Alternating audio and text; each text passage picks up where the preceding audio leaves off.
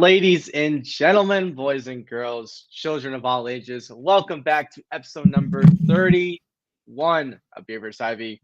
We're back. It's Monday, normal time. Jackson and I, you know, y'all know who it is, but it's Monday, as I just said. I'm here with Jackson. Y'all know, best co-host this side of Mississippi, this side of the world, and honestly. Let's switch it up a little bit today.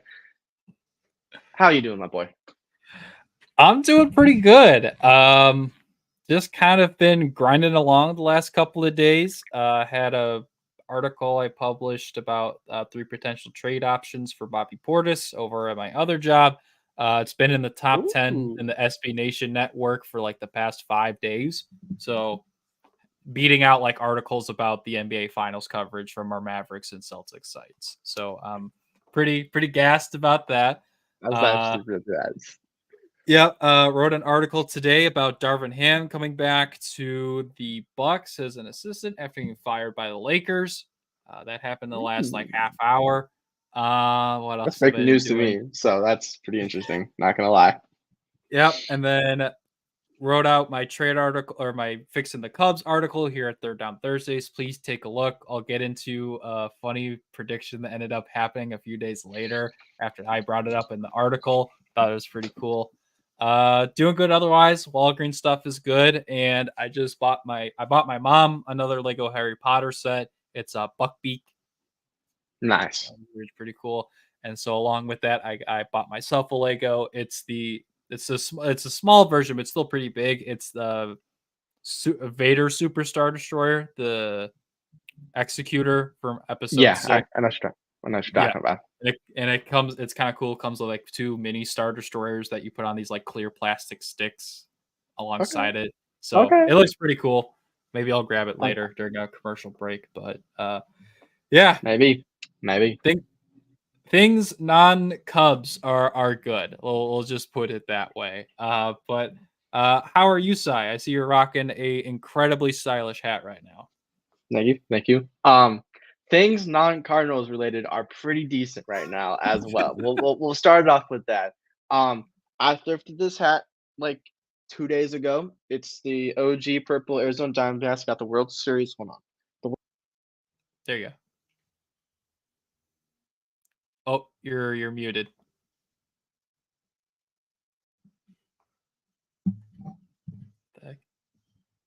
What the?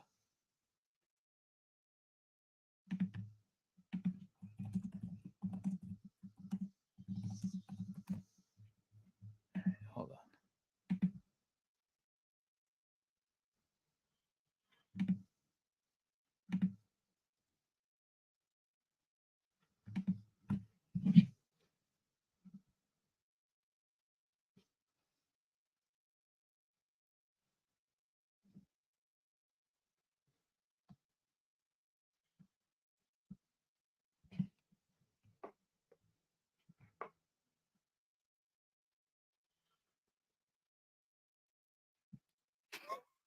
I think I just realized. There we go.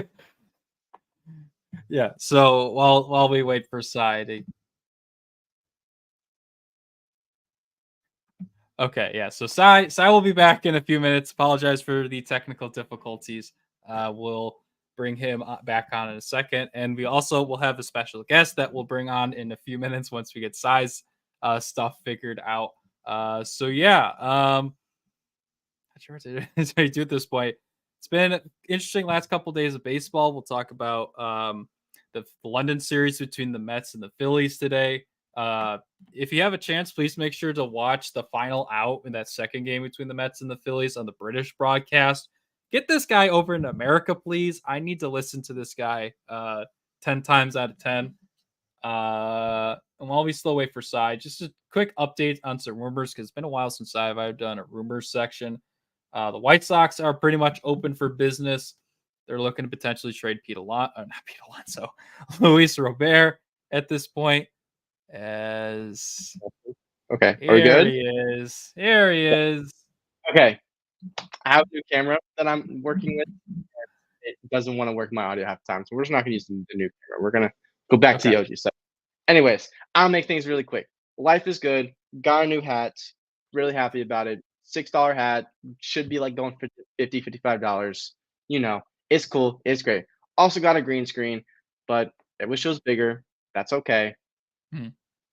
It was like $60 on Amazon. I got convinced to buy it. You know how it is. Um, didn't have to work really at all this week, which is kind of nice, but I have to go back this week. So sucks, but money's money. It is Gotta what it earn the is. That bread. it's actually rivalry week in high A.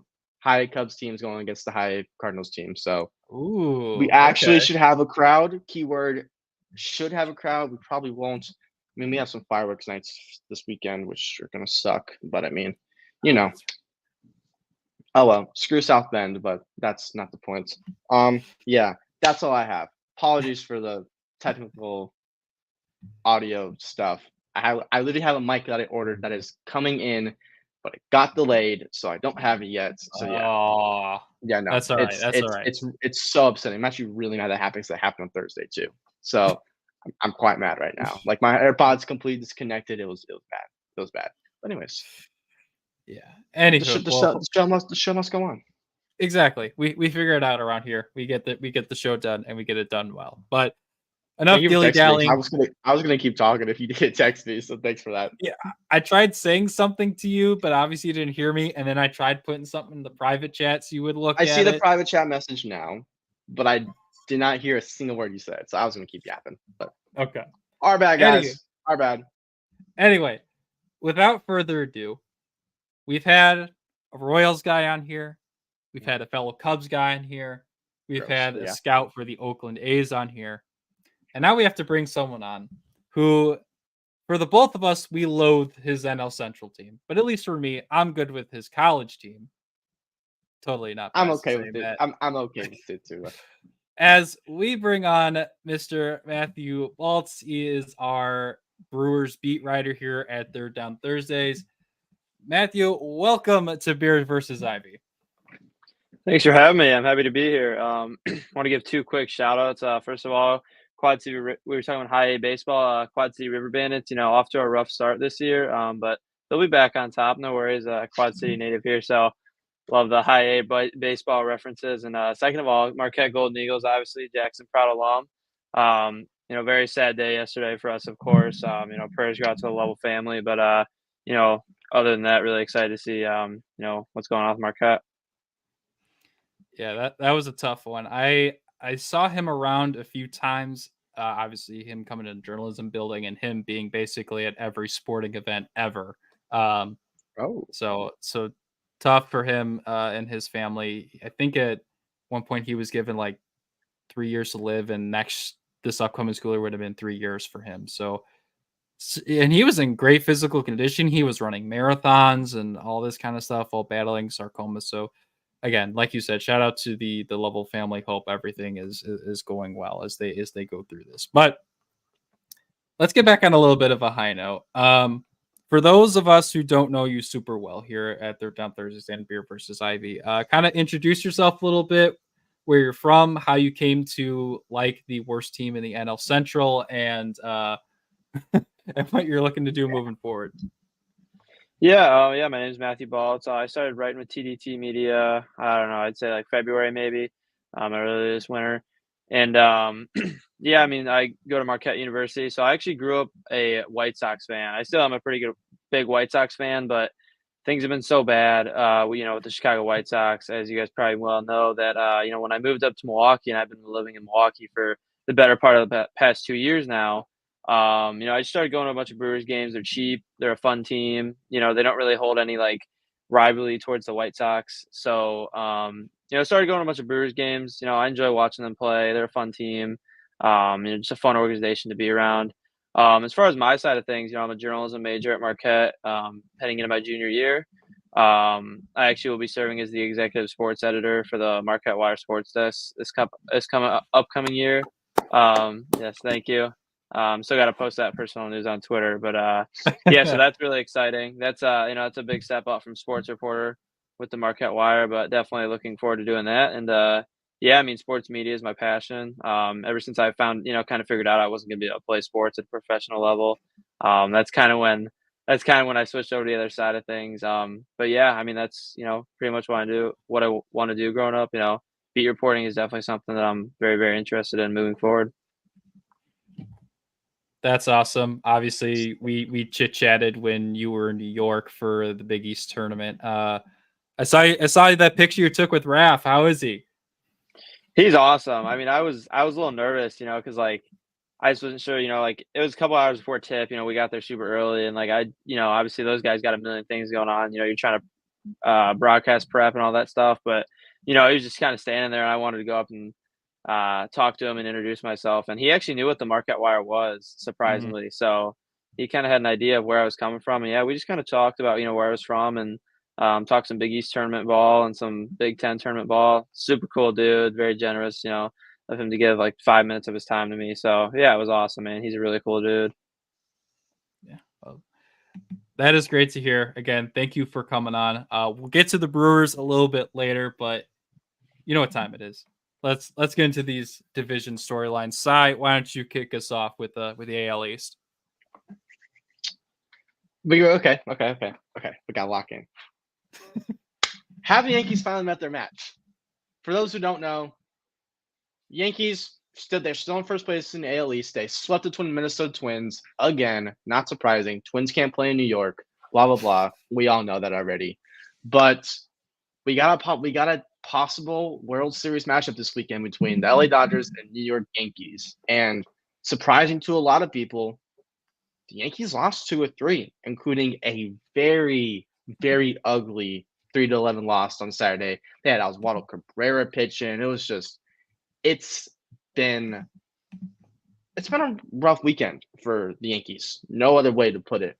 But the question that I have for you guys is this a fluke? Are the Dodgers actually the better team? Like, what are you guys thinking? Matthew, if you have an initial thought, I'll let you kick this one off. Yeah, I mean, I think with the Yankees, right? Like, obviously, Yankees and Dodgers both very, very, elite teams, very, very elite lineups. Definitely probably the best of their class as far as leagues go. I just have a hard time, ignoring the fact that Juan Soto and Aaron Judge are betting back to back in that lineup. I don't know. I just really like the way that the Yankees have the lineup. Obviously, the starting pitching market feels like it's a little smaller this year. But you would expect the Yankees to probably trade for some pitching. Garrett Cole, I'm not sure if I quite can recall. Do you guys know where he's at injury wise? Are they going to get him back this year? Yeah, go ahead. He just had a rehab start with Somerset, which is a AA team, and he looked good. So I'm fully expecting them to get Garrett Cole back this week, honestly. Okay. So yeah, I mean, you look at the rotation, right? Like in a 5-game series or a 7-game series, say, like you're going to have to face some type of, combination of Garrett Cole and Luis Hill, who have both been, unbelievable. So I don't know. I think anything could happen in a playoff series like that. But I wouldn't say they finally met their match. I mean, those two teams are very, very well balanced out. Both are kind of dealing with some injuries on the pitching side of things. But, I fully, if that was a World Series, I don't think I would be mad personally. I think a lot of people will be mad in the baseball world just because of the hate that both of those teams get from other opposing fan bases. But I think it'd be good for baseball to have just that much talent in a World Series. Yeah, and I was taking a look at some of those box scores from the two Yankees losses. I mean, the first one was a 2-1 game in 11 innings. Yamamoto went 7 shutout, and then they only gave up 1 run in the bottom of the 11th with Ramirez. And then even the Yankees, they had Poteet. He got 4 2/3. It was just is that Ian Hamilton? Is that right? Yeah. Yeah. Ian Hamilton gave up 2 runs in the top of the 11th. So not entirely perfect, but hey, you know what? You're gonna have your stinkers. And again, Juan Soto did not play 1 game in this series as he's dealing with his injury right now. So I fully expect once he's healthy, it's going to look a lot better than having Giancarlo Stanton, Anthony Rizzo, Gleyber Torres, and DJ LeMahieu back to back, all not even get a hit. In that first one, only Volpe, Verdugo, and Judge and Grisham had hits in that game for the Yankees. So they got to figure out the lineup outside of basically their top guys. They benched Anthony Rizzo at some point. I think they're benching him for today or tomorrow. Because he is not performing. No, he has not been very good. Stanton hasn't been very good. Gleyber Torres has been awful. DJ LeMahieu's been awful. So I expect them to make a trade for some offense. I think their pitching is just fine. I mean, it's going to happen. They're about to get Garrett Cole back. Like they have their rotation has depth. The bullpen's looking a little shaky. Yeah, it'll happen. They'll figure it out. Yeah, I don't think the Yankees are done for, but it is concerning to lose 2 of 3 without one of your star players in the lineup when you're expected to be just this juggernaut of a team. So, not entirely worried about it, but we'll see moving forward. All right, moving on to one of the other best teams in all of baseball. That's going to be the Cleveland Guardians out in the AL Central. They're starting to put themselves in some distance between themselves and the Kansas City Royals. As shout out to Cy for finding this stat. It's the first time they've won the series in Miami in over a decade. They took 2 of 3 from the Marlins, putting them 4 games ahead of the Kansas City Royals and 8.5 games ahead of the Minnesota Twins. So, I mean, the Guardians train just keeps on rolling. They're one of 3 teams in all of 4 teams in all of baseball, 5 teams. I keep missing teams that have 40 plus wins. Yeah, I'm still surprised how well they're doing, guys. I don't know what else to say about them at this point. They're legit. It's a bunch of not necessarily big name players. They're just playing baseball. And I mean, shout out. I mean, I'm gonna say it every week. Every time I bring up this team, is shout out Jose Ramirez. He deserves this so much. He's had to go through just not great teams. He had to deal with the just shout out J-Ram. This team's legit. I still think they could use an actual like big name bat. They don't really have much power coming from that lineup. That's my one critique. But this team's I don't know how they do it. They're just playing baseball, man. Yeah, I mean, the Guardians, like, as a White Sox fan, right? Like, you know, you look at the Guardians roster, like, you know, before the season starts, and you don't really think much of it. Like, you know, like before, like coming into the season, like who really expected like David Fry to be playing at like a near all-star level, right? Like, you know, not to throw any shade on him, obviously, but like these are just guys that you probably don't, you know, really expect to break out in the way they do. But you know, this is the way the Guardians have done things. Stephen Vogt's done an amazing job out there, just kind of managing them and kind of getting them back to the place. Last year was kind of a down year, but they pretty much had a concrete like replica of this in 2022 when they ultimately won the division that year too. So I mean, look, like you know, you've got guys like Josh Naylor, David Fry, Tyler Freeman, like all these guys just kind of stepping up, and you know, it just seems like they play a winning brand of baseball. Like there's really no other way to put it. Like you know, they don't have overreaching star power. Obviously, as you mentioned, J Ram, you know, shouts to him. Like he's been through so much in Cleveland, and he could have requested a trade years ago, you know, and gone and play for LA or New York or you know a big market team that would want him and pay him, but he stuck it out in Cleveland, and you know they're pretty damn good now because of it. Yeah, it's just been really good, and honestly, it'll be fun to see how this division race goes the rest of the way. I was even just thinking about it. We had this big cycle of new managers coming in because we had obviously Craig Counsell with the Cubs, we had Stephen Vogt with the Guardians, we had Carlos Mendoza with the Mets. I think those were the big 3 that I can remember off the top of my head. Mm-hmm. I think it's pretty easy to say at this point that Stephen Vogt's been the best managerial hire of this cycle. So you take a team that, yes, down year, they won the division in 2022, but outside of a few changes, getting this team to one of the top records in baseball, it'd be one thing if the Cleveland was fighting it out for a wild card spot, the second or third wild card spot in the AL, but the fact that they're on par with the Yankees and the Orioles and the Dodgers at this point is something that we all didn't expect. coming into the season. We thought the Guardians might be back. We thought this was the Twins division to win with maybe a slight jump from the Royals. And both those teams have shot ahead of the Twins. So I love what I've seen them do. Their pitching, I think, is starting to get together. I expect them to probably trade for some type of starting pitching. Obviously, losing Shane Bieber for the year. Tanner Bybee's looking better. Love Tanner Bybee. He deserves Van the Lively world. has been good in 55 innings of work. If they can trade for a number 2 or number 3 in the rotation, I think they have some potential to make a deep run this playoff cycle. And that's saying something. Thank you, Jack. I was really right about to say, unless they get bounced in the wild card, which Cleveland tends to do in all of its sports franchises, if they can even make it. But for everybody's sake, if we want like an underdog root for when it gets to postseason time, root for Cleveland. They could win the division, but they're still going to be an underdog because no one's going to expect that team to go far. So shout out to Cleveland, shout out to the Naylor brothers, and shout out to J-Ram, and shout out to them for not having Miles Straw anymore because we don't like Miles Straw around here.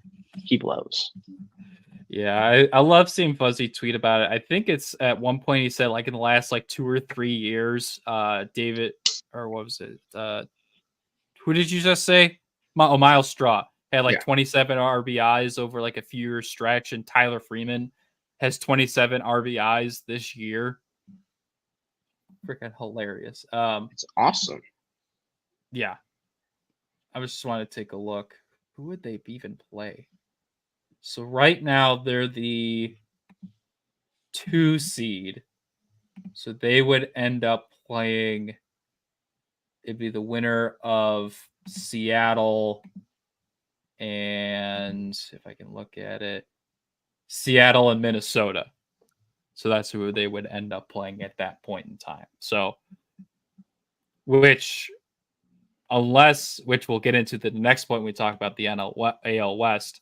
I would expect the Guardians to beat either team in that spot. So, but since I teased them already, let's go ahead and talk about them. The AL West and this Pete Alonso potentially heading to the Pacific Northwest. According to Bob Nightingale, our favorite MLB insider, rival executives say that the Mariners are expected to make their boldest move at this year's trade deadline since trading for Luis Castillo in 2022.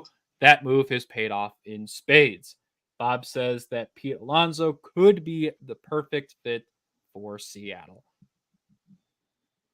Oh, man, with already a 5-game lead in that division, shout out to the Seattle Mariners for seemingly figuring it out while the Rangers and Astros are scuffling. The move makes plenty of sense. Ty France just went down with injury. He's on the IL. They got a rookie by the name of Tyler Locklear up main and first base. Made his MLB debut yesterday. Had a decent little game. But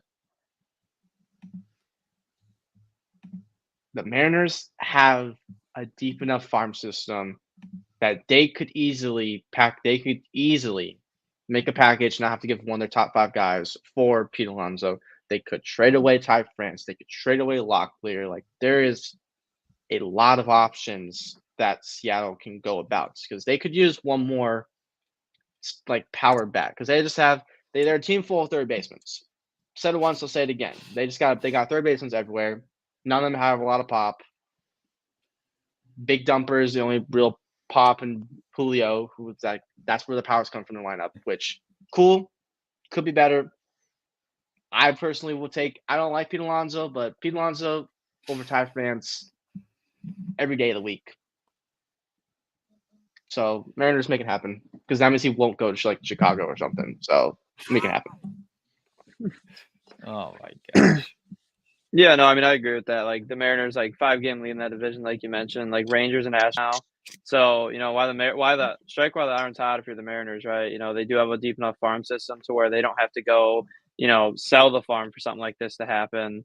So yeah, I mean, if I'm the Mariners position, like why not go for it now? Timing feels right. Yeah, I mean, just taking a look at their power numbers right now, their top 3 guys are Cal Raleigh, Mitch Garver, and Ty France. And Cal Raleigh's their only guy with double-digit home runs at this point. with 11. And then if you look at Pete Alonso here, I can pull up his stats real quick. Let's see.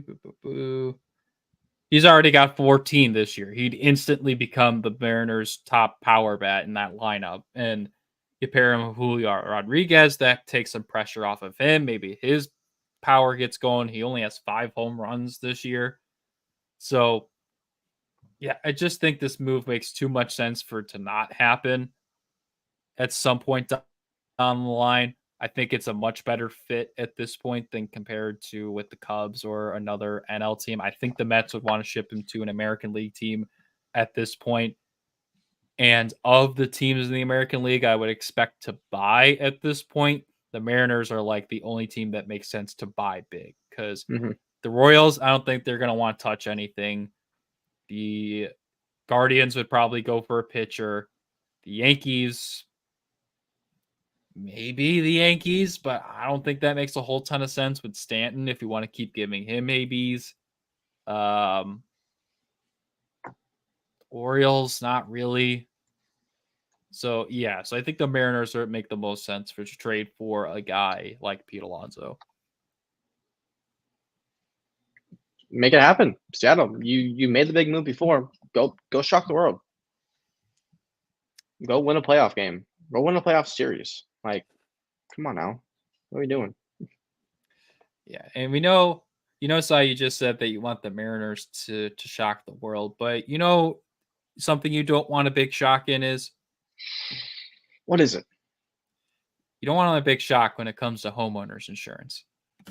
Erie Insurance says here's to the grown-ups who move, mortgage, mow, and still bust a move. But does your home insurance still fit? Erie helps you protect the home you've grown into, all at fair prices that are often less than the other guys. So how do you find the right coverage? Magic. Nope. Local independent agents who get to know you like this. Your local Erie agent is Building Block Insurance Group. Get a quote today at 704-464-4544. Erie Insurance. Okay, before I finish this ad read, breaking news, Dan Hurley is heading to the Los Angeles Lakers on a 6-year, $70 million deal. Oh, wait, no, sorry. He turned down the deal. Excuse me. Turned down a 6-year, $70 million deal, and it's going to chase a 3rd straight national title with UConn. Sorry, I missed the turn down part. I just saw Dan Hurley and 6 years, $70 million. You got a little trigger happy right there. Oh my. Okay. Wow. All right. So JJ Redick bust at this point. Anyway, finishing the ad read. Make sure to contact our guy Jeff Wortepney at 704-464-4544. or at jeff@mybibig.com. Make sure to let him know that Beer versus Ivy and Third Down Thursday sent you, and that our guy Matt is better at him at MLB The Show and Call of Duty. Had to throw both of them in there since this is a baseball podcast. Real. Yep. We love that. We love that. Yep. Alrighty. Well, moving on. We'll stay in the East, but actually move to baseball this time around, as we had a little bit of baseball action across the pond as the Mets and Phillies just completed their 2-game set out in London. And it was a nice little series out there. 2-game split. Phillies took game 1, 7-2. Mets took game 2, 6-5. Did you guys see the British broadcast of the last two, that double play to end that game in game 2 for the Mets? Man, I don't think I did. No. It was good. It was one of the best ones that I've definitely seen. Yeah, I was saying while you were trying to figure your stuff out with your camera and stuff that I want this guy broadcasting games in America. Like, give him a Sunday night baseball game, please. I beg, but need it. Need it more than I need air. Like, just let him and Joe Buck go at it for 3 hours, please. That's just that dynamic is something I think the world needs to see. Like give me like a Red Sox Yankees Sunday Night Baseball. Let them two be the broadcasters. Just let them go at it. Who says no? Yeah.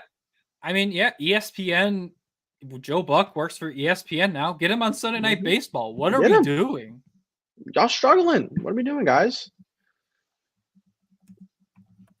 But I mean, overall, what do you guys just think of the series? Some of the antics they had. One of the actors from It's Always Sunny do like a double play with Chase Utley and Bryce Harper. Because he wanted about the series. He wanted to throw to both of them. The actor wanted to throw to both of them, so he's like, double play.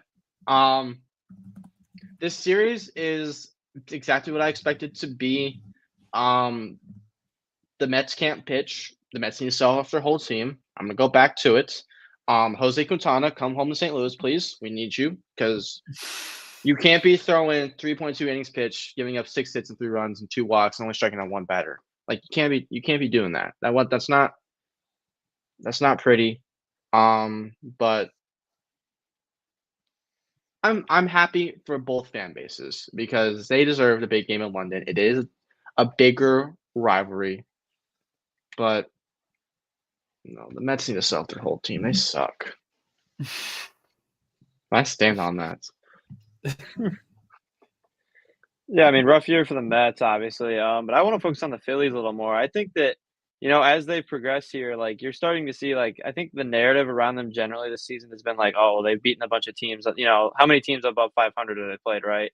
And then you kind of look at the NL standings, and it's like, well, there's only 4 teams over 500. So I don't know. I think that narrative's kind of starting to get squashed a little bit. I mean, they just swept the Brewers, last weekend, which we'll get to here in a little bit. But yeah, I mean, I just think that this was a great series. I don't think you can obviously take too much stock into it either way. I think was it the Cubs and the Cardinals that played in London last year? Am I thinking of that correctly? Yep. Or okay, yeah, and I think there was like a ton of runs scored. Like I don't think you can really take too much stock into those games. They might have juice balls in them. I don't want to start any conspiracies, but got to get a way to boost the game or whatnot out there. So yeah, I mean, I don't think you take too much, but it was definitely a fun series. And yeah, yesterday's game got very entertaining in the 9th, and that was a heck of a play by the Mets catcher at the end of the game. Yeah, and shout out to the head of the Belgian Jeff McNeil fan club. That is the most random and specific fan club I've ever seen. Like, I know in this day and age in Twitter of like, oh, we have Knicks Muse and like Cardinals Muse and Cubs Muse and all this kind of stuff. But like, who in Belgium is like rooting hard for Jeff McNeil? Like, does he have any like Belgian like descendancy that we don't know about? I need to understand that a lot more. I'm looking it up right now because I need to know because that flag was something. Oh man, Twitter's a wild place, man. Jack, you don't want to see the 31-31 or the 33-33 Boston Red Sox on national television? Why not? Not if they play the way they played this weekend. Oh my gosh. Wait, what? Okay, well, they're not telling me what Jeff McNeil is, but that's not that surprising.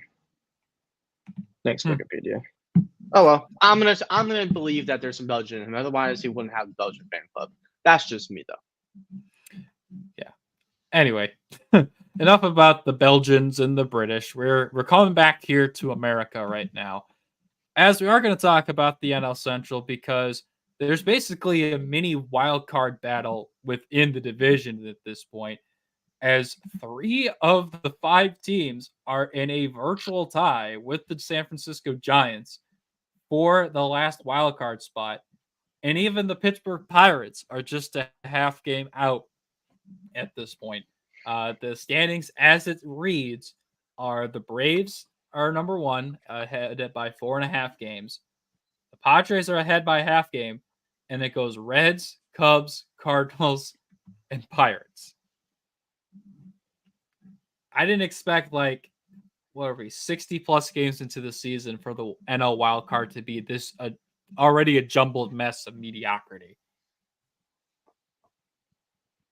Yeah. I expect it, to be honest. Coming into this season, expectations that at least I personally had for the NL Central were going to be a lot of mid, because last year the NL Central, with all due respect, was a lot of suck. A lot of the NL Central sucked last season. So all teams got better in the offseason. I think that's fair to say. So you go from below average to average or mediocre, and that's what it is.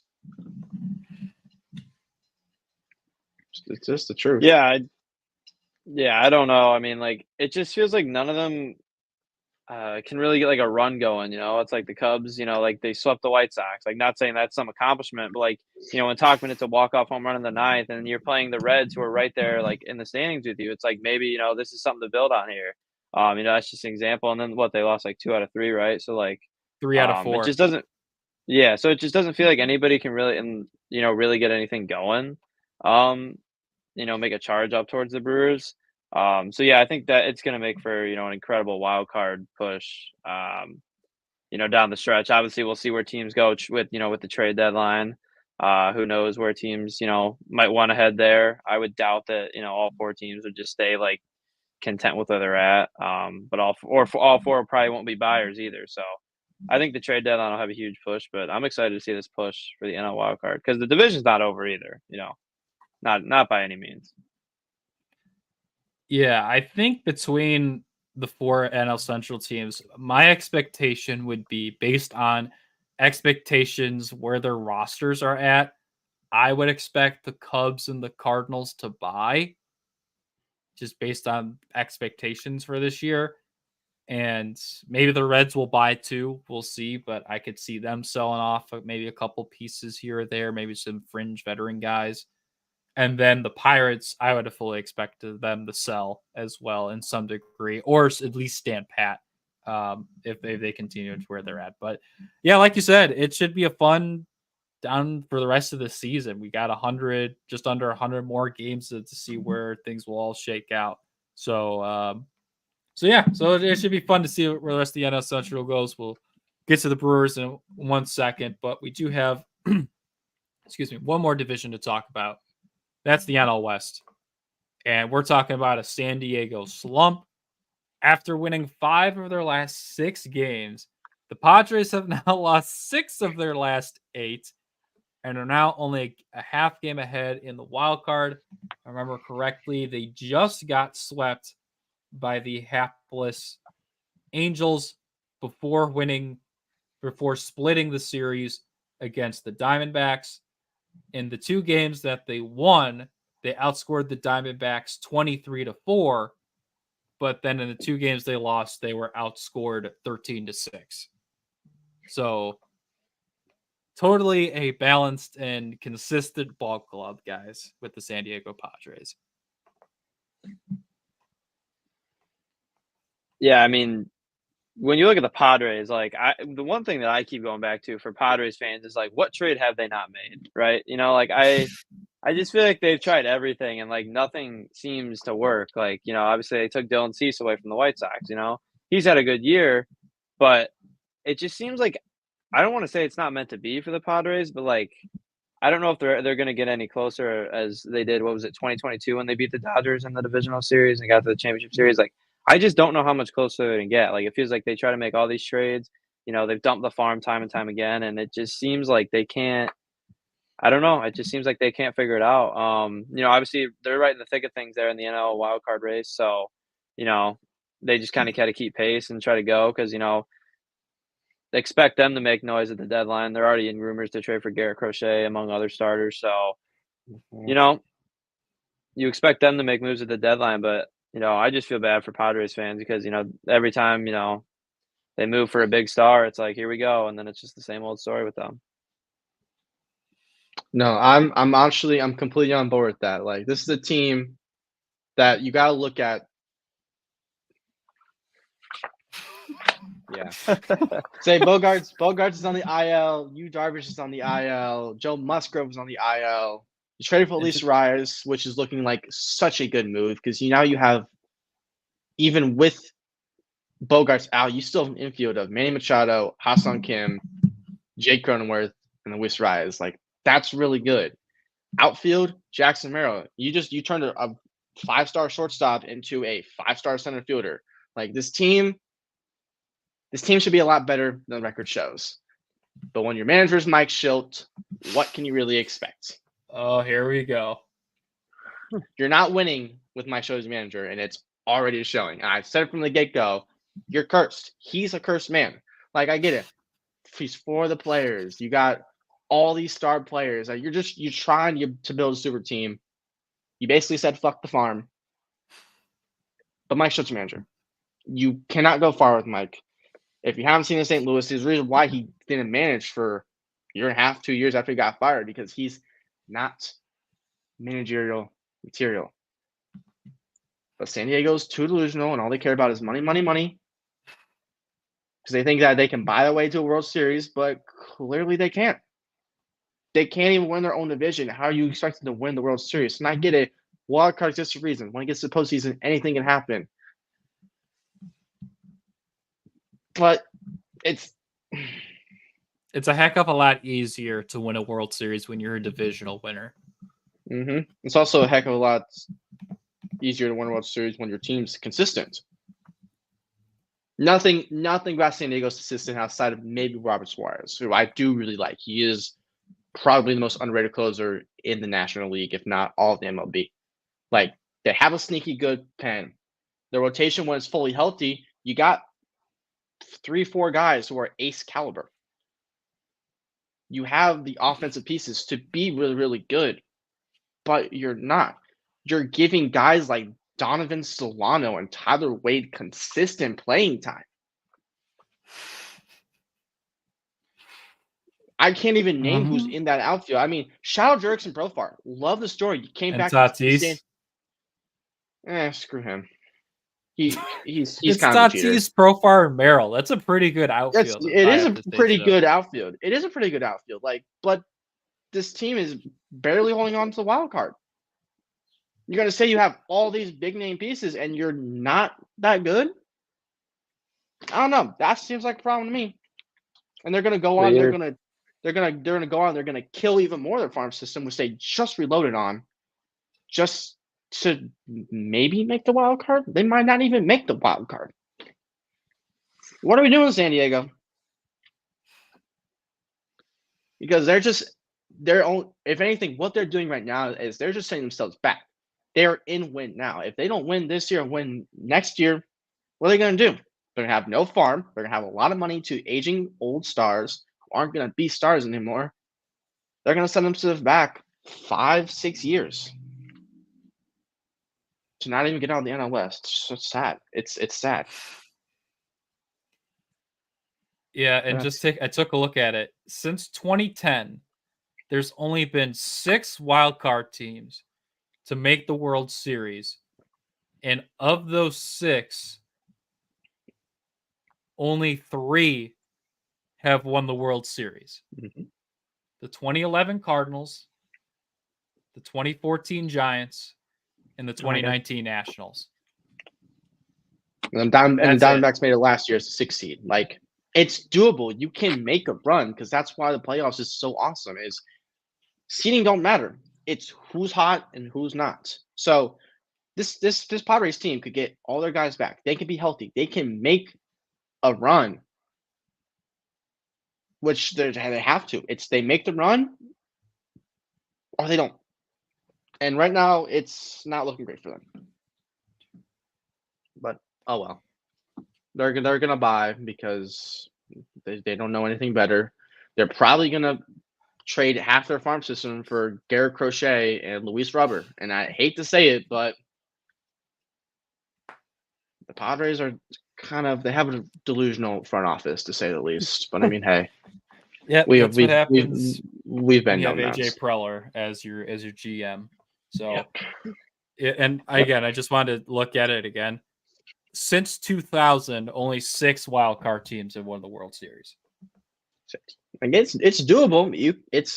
The odds are not zero, but 6 out of 23 is not good. Nope. That's 6. And the Padres are not good because Mike Schutz's your manager. There we go. Okay. All right, we get it. I stand on it. I'm even rocking the Diamondbacks hat too. I'm not gonna cheer.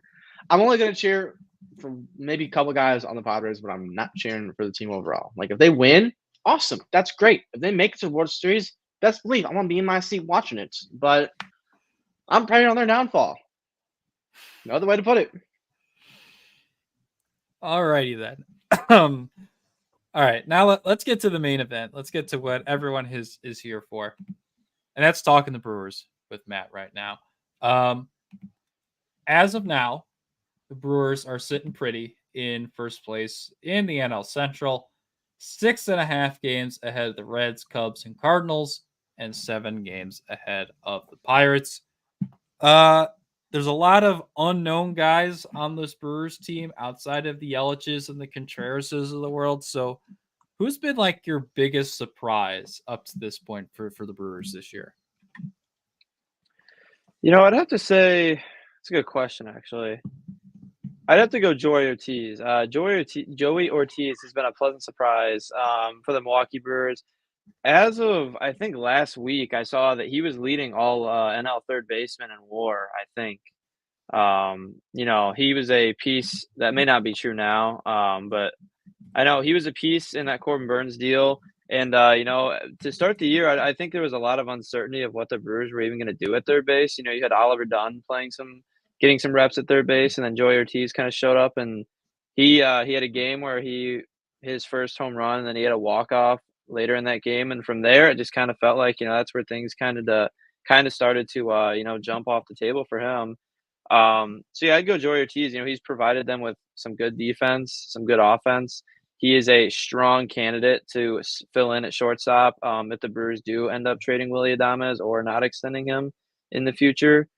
I'd say Joey Ortiz is definitely, probably been one of the biggest surprises for the Brewers this season.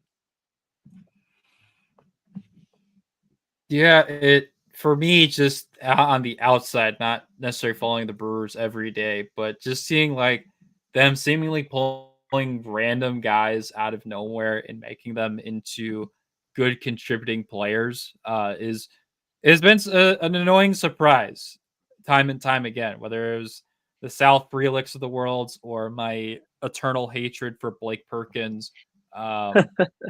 Hates him.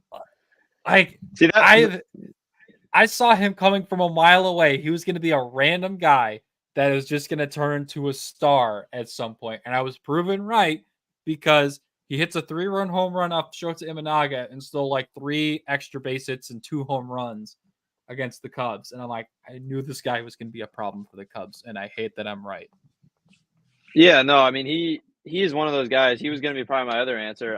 He's not an everyday player for them. He's gotten a lot more games for that, just because like Yelich was down with injury, Frelick missed a couple of games. Like they have had a period, Churio has had some first year struggles at the plate at times. So, I think Perkins has gotten a lot more run maybe than they originally would have thought he was gonna, but he's definitely showed up in the time. And, like you said, that Cubs series was huge for him. Like he went unbelievable.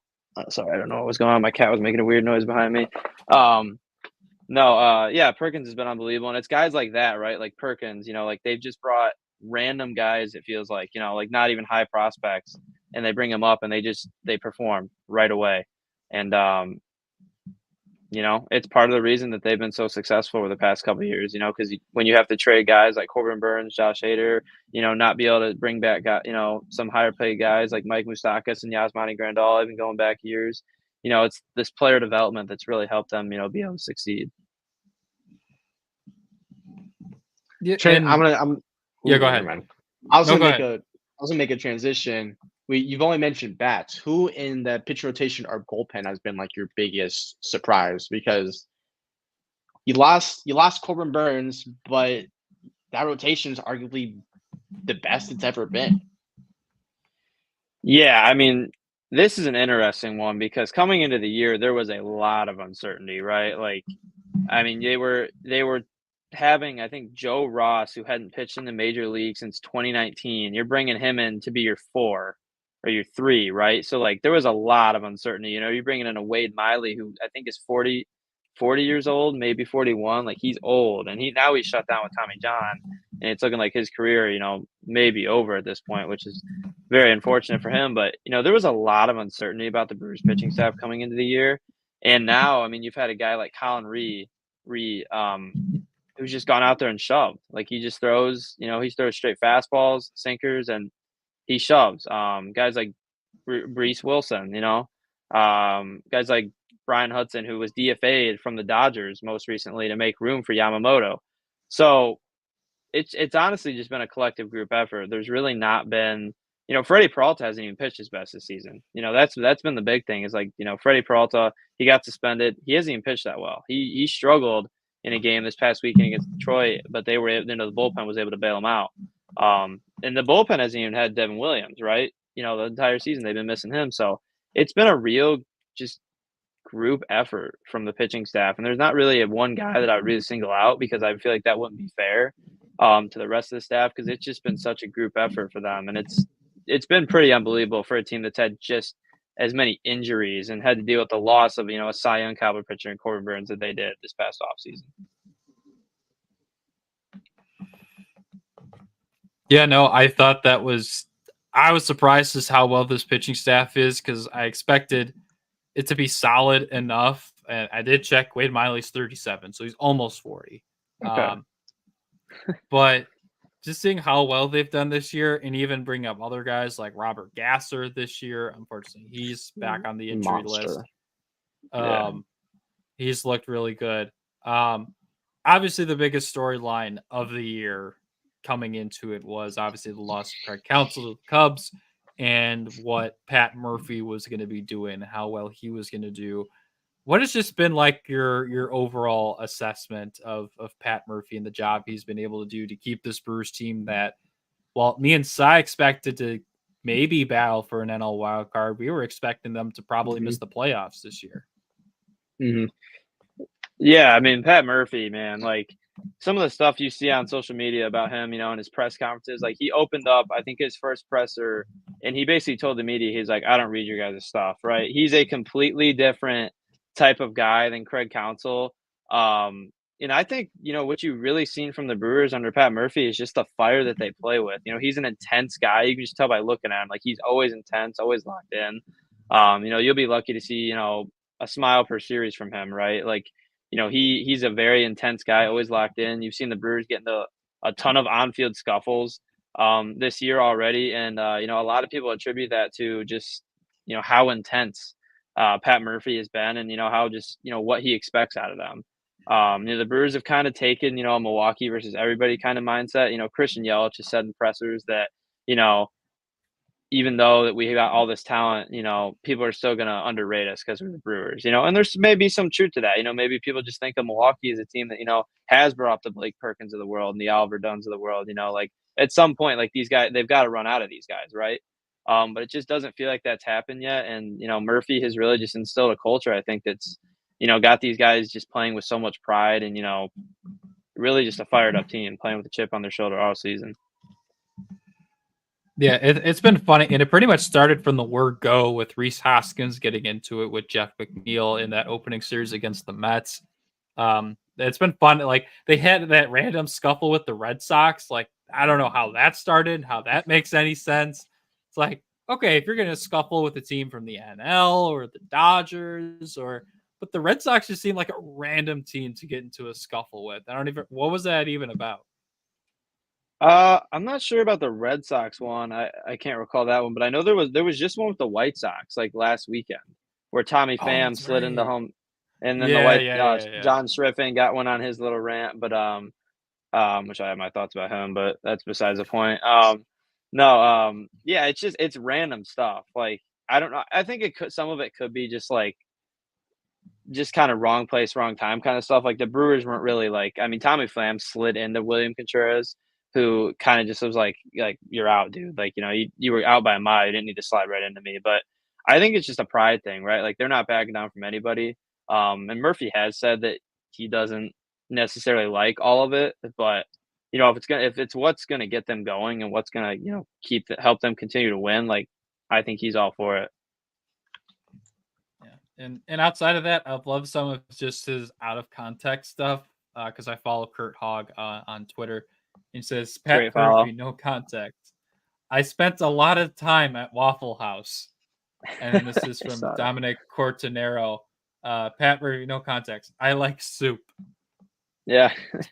He's an interesting guy, but I mean, it's, whatever's working, man. Like he seems to be getting the job done for him. So I hate that I'm saying this, but the Brewers really just got themselves just a lot of like sneaky names that you just wouldn't expect to be good, who are like doing like legit work for this team. Like Colin Ray is one of my favorite stories on the Brewers. Hate this man, but why is Brian Hudson so good? Can't explain that, but if arguably one of the nastiest lefties in the NL Central, and that's saying something because Central's got some decent lefties. And then Gary Sanchez taking the workload off Willie, so he can not Willie, William, so he can DH and he's actually doing good, which is crazy to say. Gary Sanchez is being good at baseball. Just Jake Bowers is just casually doing his thing at first base in the corner outfield spots. Just there's a whole bunch of people that you just won't expect to be good. And hate that I'm saying this, but the Brewers should be the first place team in the Central. They have by far been the best team, and that hurts to say as a Cardinals fan. And I know that Mr. Cubs fan over there don't like it either, but it's true. Pat Murphy has done himself a really fucking good job so far, and I want this team to add. I want this team to get a top end starting pitcher so badly. Like shock the world. Go get Garrett Crochet. Yeah, I mean that's something that I think that's one of the biggest question marks for them right now, right? Is like, can you foresee them getting into a wild card series or a divisional series with the Dodgers or the Phillies and being able to match up, with their top three? Probably not. No, Bryce Wilson right? Can't be pitching in the postseason. Right. He's going to get shelled. Yeah, that's the thing. Like you have Freddie Peralta, obviously, and Mhm. you feel pretty confident with him going in game one. But past that, right, like that's kind of where the question marks start. Like, you don't really, I mean, they don't really even have a bona fide number two, right? So I think that's really where they're at right now with it. And I mean, it's interesting because the Brewers haven't added a starter since 2019. And in 2019, they traded for Jordan Lyles, but their last big splash was actually way back in 2008 when they went out and got TC Sabathia. So, I mean, it's been a long time since the Milwaukee Brewers have been in a position like this where they've really needed to go out and trade for, that star pitcher. So, yeah, I mean, like you mentioned, like Garrett Crochet, Jesus Luzardo, those are some names that have been tossed around. Those I feel like that's kind of understood as like the higher tier of starters. And then you got lower names like Eric Fetty, Braxton Garrett, Trevor Rogers, Edward Cabrera.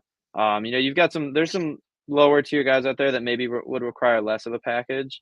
But, yeah, I think that's definitely like the biggest question mark right now for Milwaukee is pitching because, as they move forward and if they keep winning and going towards the playoffs, they're going to want to bolster that pitching staff. They're going to want to be able to compete with, the Milwaukee or the Los Angeles Dodgers and the Philadelphia Phillies of the world. No, couldn't agree more. Yeah, and I'll end it off with this. Just where do you see the ceiling of this team moving forward? If they keep playing the way they're playing right now, do you, regardless if they add somebody or not, do you see them potentially making an NLCS or potentially even making it to the World Series this year? I would say I think the ceiling as it stands right now is NLCS. I think that they would be able to get past the Phillies just because Philadelphia is kind of inconsistent. Like, obviously, their starting pitching is great. Like, no one wants to see Aaron Nola, Zach Wheeler, Ranger Suarez. Yes. So, nobody wants to see those three. But at the end of the day, it is baseball. And like Cy mentioned earlier, once you get to the dance, anything can happen. I think a lot, last year was a huge wake-up call for this group, right? they had the Arizona Diamondbacks, who had only really snuck in the playoffs because Seiya Suzuki dropped a fly ball. I'm sorry to throw that stray.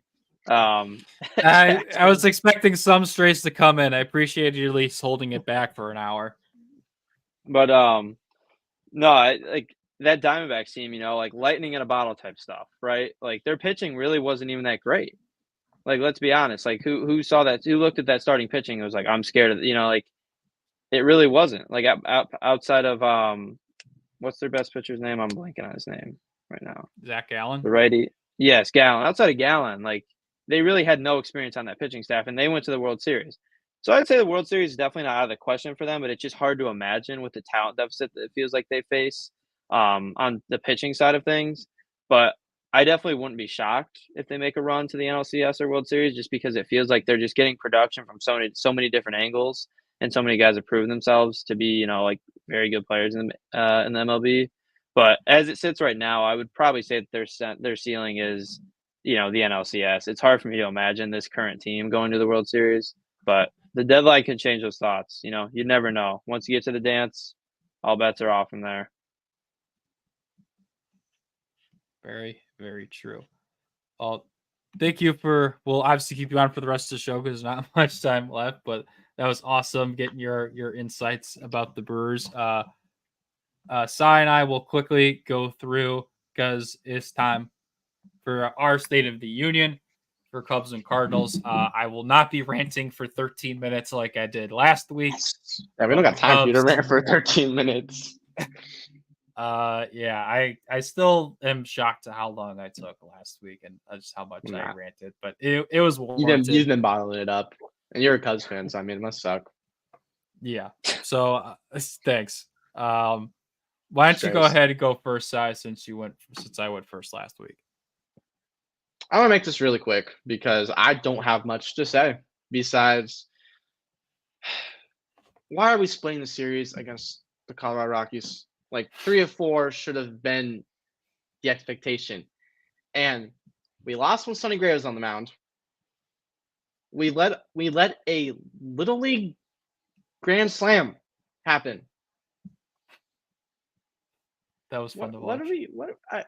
Yeah, I bet it was. I mean, hey, at least we split. You can't say that about the Reds. So, shut up. Yeah, I know. But it's the same problems are still happening. Offense is consistent. We're injured. Yeah. Wilson Contreras is probably going to come back earlier than he expected to, which is awesome. Love seeing that. Also, why is Bleacher Nation trying to smear his like legacy? Like, you Cubs fans are delusional. Like, Bleacher Nation is trying to stone strays out of Wilson right now. But hey, I digress to that. Andre Palante, good for you. You went 5 scoreless. No one expected that. But you can't keep going one good start, one bad start. Like, I get it, you only started 2 games, but this team can't stay consistent. Bullpen's been blowing it a little bit recently. George Romero had a rough game against Houston. Went out there for 30 pitches. Didn't have it. Andrew Kittredge, he's been super consistent, but he had himself a couple rough games against Colorado. And it's the same old, same old. They did come out and say that we are going to be buyers, which is awesome. I love that. It's not necessarily going to be big moves, but we're looking for a back-end starter. Give me Jose Quintana back, please. And we want a right-handed hitting center fielder right-handed hitting outfielder that has the ability to play center field. Luis Robert on the market. We don't farm system to give it up, but I mean, it's same old, same old. We're back in 4th place. We had our 5 seconds of glory in 2nd place. 1 or 2 games below 500, but I mean, with how the NL Central is right now, all the teams are basically the same outside the Brewers. The Brewers are leading the pack. They're going to stay up there, but my thoughts won't change until trade deadline comes. Then I'll actually give my full prediction of: are we going to be a playoff team? Are we not going to be a playoff team? Right now, Absolutely not. But we want to be buyers, so we gotta wait. Yeah, I do have a should- question before Jackson gets started. I have heard Cardinals fans say that Marmol, is that the manager's name, right? Marmol. He has a tendency to just keep reusing Romero, Helsley, and Kittredge, and kind of ignore the rest of the bullpen. Have you seen that like been an issue this year, more recently?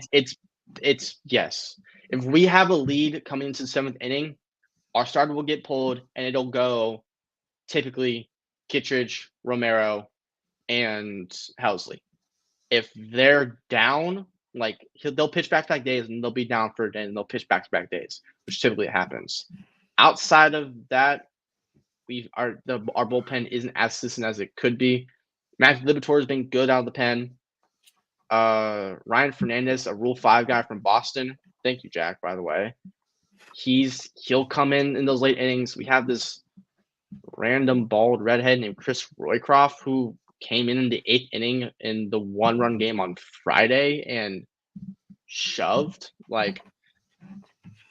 But Ollie has the tendency to either reuse the same guys, or what we saw this week is he'll leave them in there for too long based on who he has available. Joe Romero had a 30-pitch inning against Houston, I believe, on Tuesday, where he was getting shelled a little bit.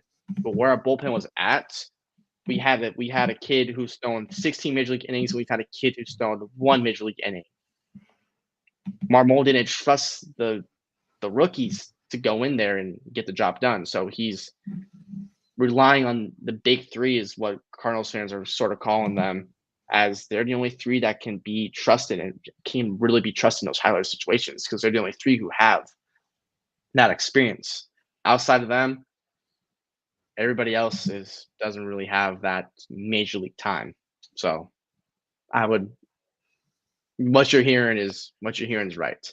Marmol's getting better. We got 3 or 4 other guys that can go high leverage if need be, but 9 times out of 10, if Marmol can go to one of Kittredge, Romero, or Helsley, he's going to.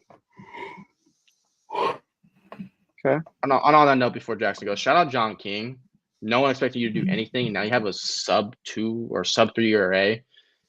Has locked down our second lefty spot. Like, kids coming in the 9th shoving in like 2-1 games. But yeah, Jackson, tell us about the Cubs and why the Reds own them.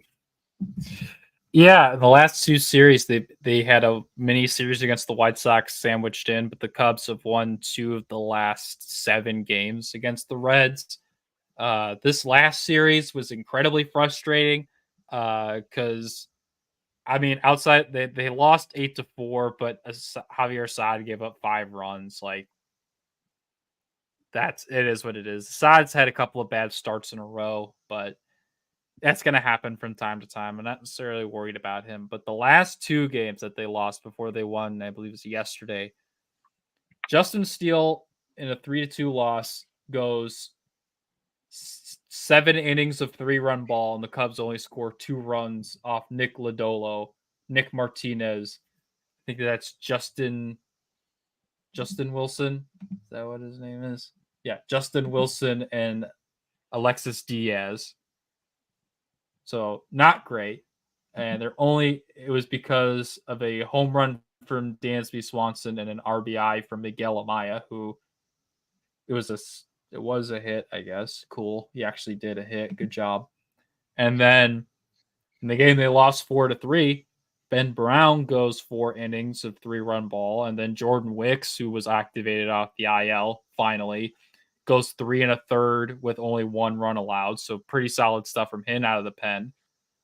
And we only scored 3 runs off of Andrew Abbott, Emilio Pagan, and Fernando Cruz. Like, these are not the world beater pitchers of the world. The offense has been inconsistent. I feel like you can expect your team to score 4 or 5 runs to win you a game. I expect to especially score 3 or 4 if your starting pitcher only gives up 3. And at least in the last game, things finally got together a little bit. Starting pitching was good. Shota Imanaga only gave up 2 runs. Ian Happ had a 3-run double. Ian Happ has been fantastic. after his like slow stretch where everyone wanted him DFA'd and cut for forever. He's been doing really well. Mike Tauchman has been one of the most consistent bats. Seiya Suzuki went 3 for 5 with a run. Cody Bellinger, Christopher Morel had a couple of hits. Dansby Swanson's been doing better as of late. They actually started Michael Busch at second base yesterday, trying to try out a few different things with Nico Horner with a fracture in his hand now. So that's great. They're going to try and keep it, let him play through it. But it's just incredibly frustrating because you feel like again, it's against the White Sox. Not great. You fall down 5-1 and 5-0 in those two games. You come back to win 7-6 in both of them. You feel like, not that they turned a corner, but they had gained some momentum to like, okay, we can score some runs. We're feeling pretty good. Let's go out. And then they drop that dud and give up 8 runs in game 1 against the Reds. So it's been incredibly frustrating to watch this team. And I'll get to that thing where I somewhat predicted that the Cubs, according to Bob Nightingale, privately talked about potentially trading for Vladimir Guerrero Jr. And if you read my Cubs article, I said that they should, along with trade for Danny Jansen. And then David Kaplan's also reporting that the Cubs are in on Elias Diaz from the Colorado Rockies as an upgrade from catcher. Because they got good Lord, they don't need Diaz. Good Lord, we know you need it. We'll send them back Yan Gomes. They can have Yan Gomes. The retirement home in Colorado, awesome. I love that. They can literally have the worst catching duo in the league. It'll somehow be worse than the Marlins. But yeah, still a lot of winnable games coming up. We have Tampa Bay on the road for 3 with Tyone, Assad, and Steele.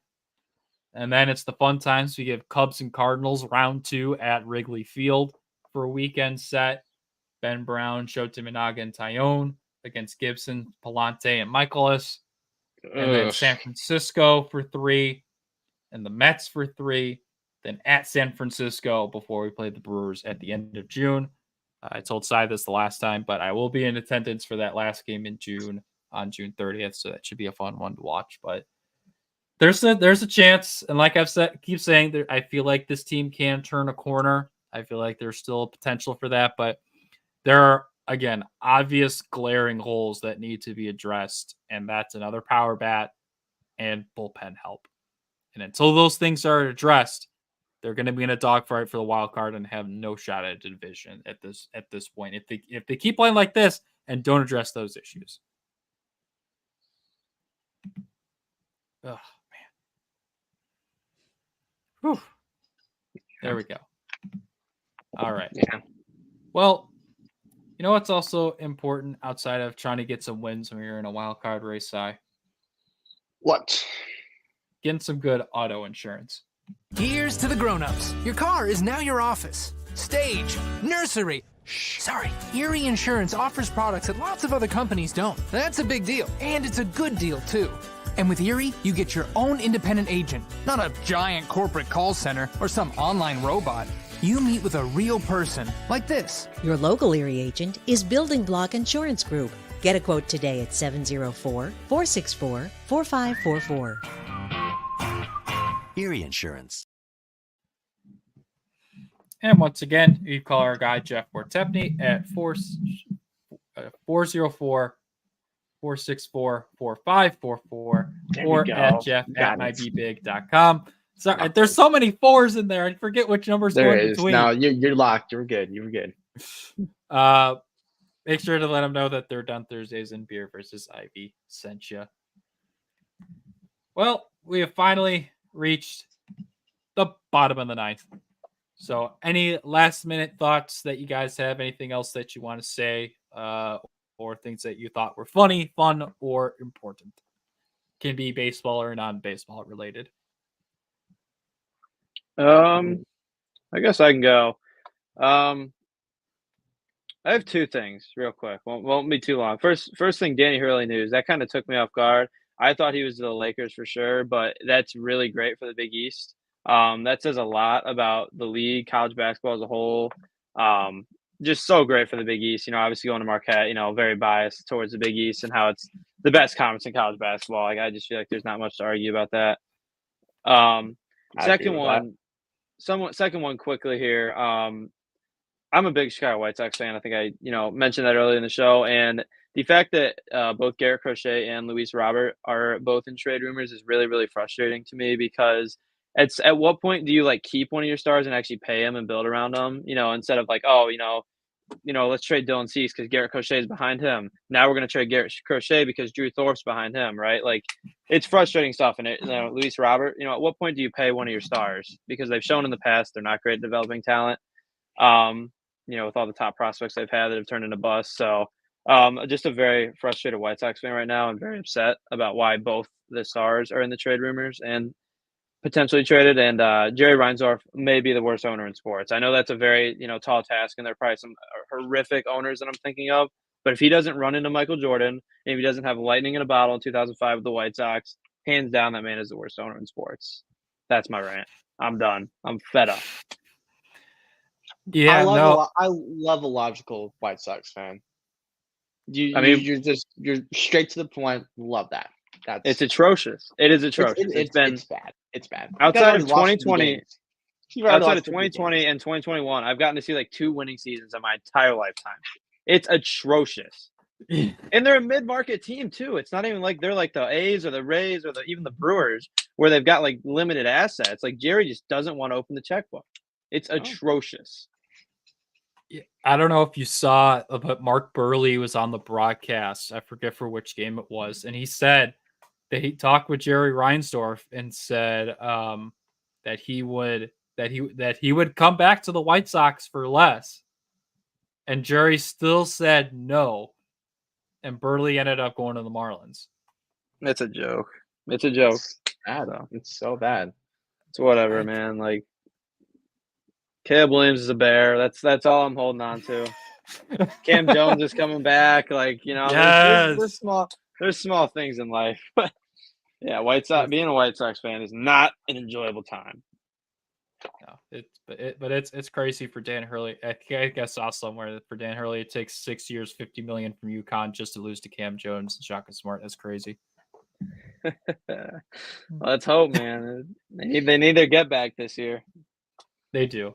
We were injured to hell this year and nearly swept them this year. What's that?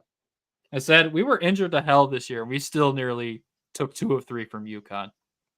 Yeah, I mean, like it's one of the biggest what ifs, like in the Big East tournament. Like if Kolek would have played, like it would have been an incredible game because like it's very realistic that like the only teams that had a shot of taking down UConn in the tournament were Big East teams. Because I feel like they're the only ones that even know what to do with them. Like Creighton and Marquette were really your only chance. Like I will stand by that. Like they're the only teams that knew what to do with them. So yeah, it sucks, but it is what it is. On to this year.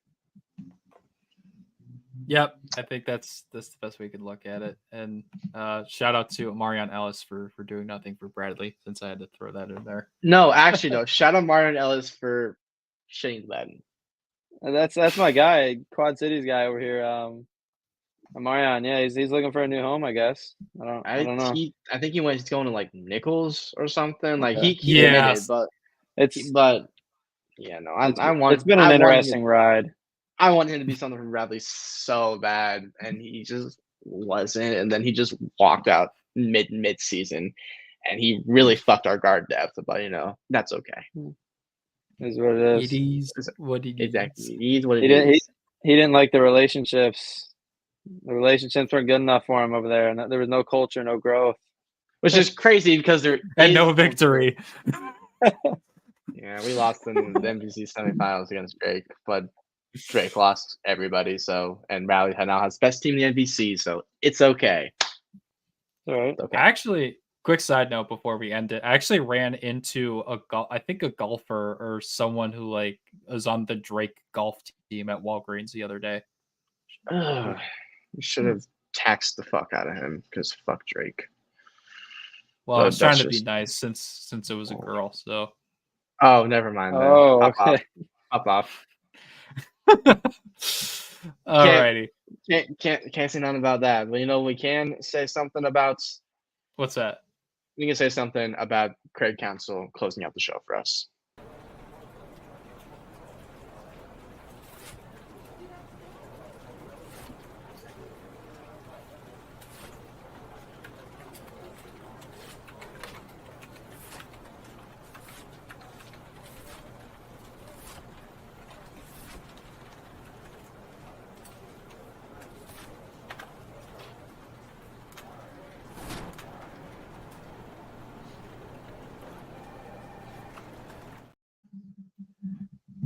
All right. That is going to do it for this episode number 31 of Beer 3-1. versus Ivy.